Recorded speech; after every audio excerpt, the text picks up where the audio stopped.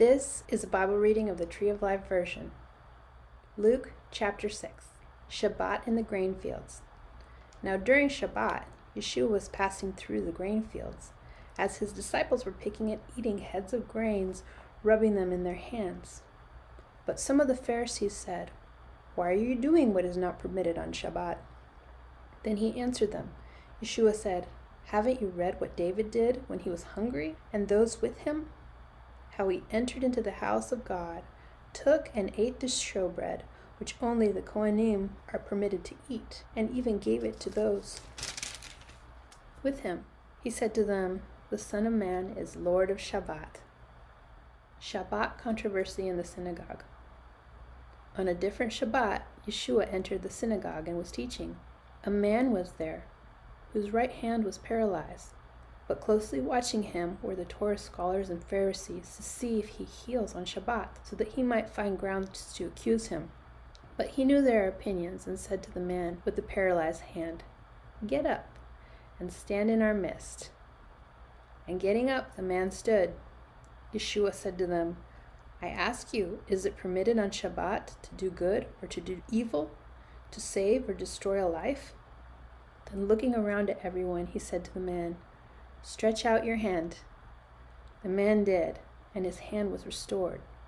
But they were filled with fury and discussed amongst themselves what they might do to Yeshua. Appointing the 12. And it was during these days that Yeshua went out to the mountain to pray, and he spent all night in prayer to God.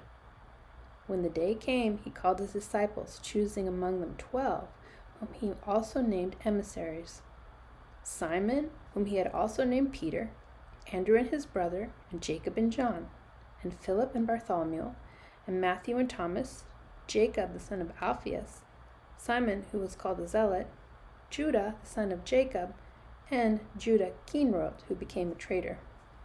The Sermon on the Plain. Then Yeshua came down with them and stood on a level place. A large crowd of his disciples and a multitude of people from all over Judea, Jerusalem, and the coastal region of Tyre and Sidon had come to hear him, to be healed of their diseases. Even those disturbed by defiling spirits were healed. Everyone in the crowd was trying to touch him, because power flowed from him, and he was healing them all.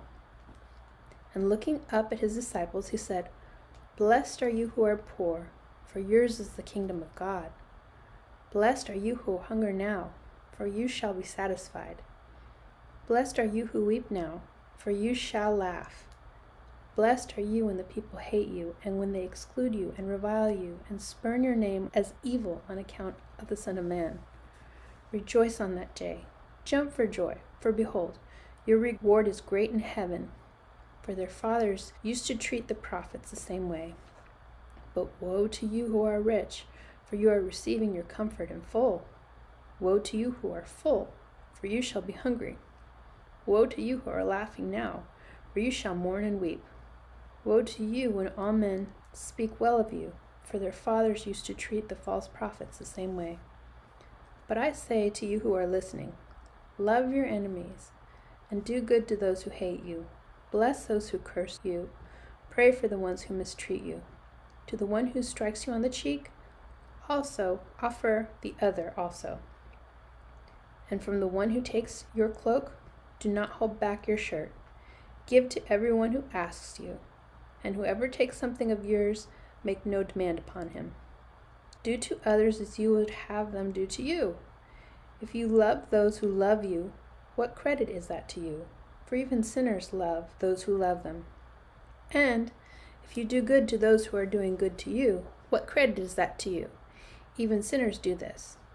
And if you tend to those whom you expect to take, what credit is that to you?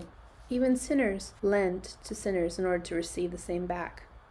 But love your enemies and do good, and lend, expecting nothing in return. Then your reward will be great, and you will be sons of Elion, for he is kind to the ungrateful and evil ones. Be compassionate, just as your Father is compassionate to you. Do not judge, and you will not be judged. Do not condemn, and you will not be condemned. Pardon, and you will be pardoned.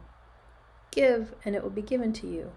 A good measure, pressed down, shaken together, overflowing and given into your lap, for whatever measure you measure out will be measured back to you. He also spoke this parable to them. The blind cannot show the way to the blind, can he? When they both fall into a pit, a disciple is not above his teacher, but everyone who is fully trained will be like his teacher. Why do you look at the speck in your brother's eye, but do not notice the beam in your own eye? How can you say to your brother, "Let me take out that speck in your eye," when you yourself do not see the beam in your own eye? You hypocrite!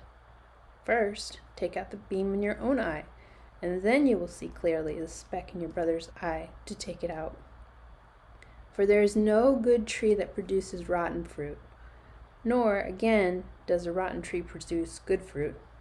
Each tree comes to be known by its fruit, for figs are not gleaned out of briars, neither are a bunch of grapes gathered from thorn bushes. Out of the good treasures of his heart, the good man brings forth good, and out of the evil man brings forth evil. For from the overflow of his heart, his mouth speaks. Why do you call me, Master, Master, and do not know what I say? Everyone who comes to me and hears my words and does them, I will show you what he is like. He is like a man building a house who dug deep and laid a foundation on the rock. And when a flood came, the torrent burst against that house, but could not shake it, because it had been well built. But the one who hears yet does not do is like a man who built a house upon land without a foundation. When the torrent burst against it, immediately it collapsed, and the destruction of the house was great.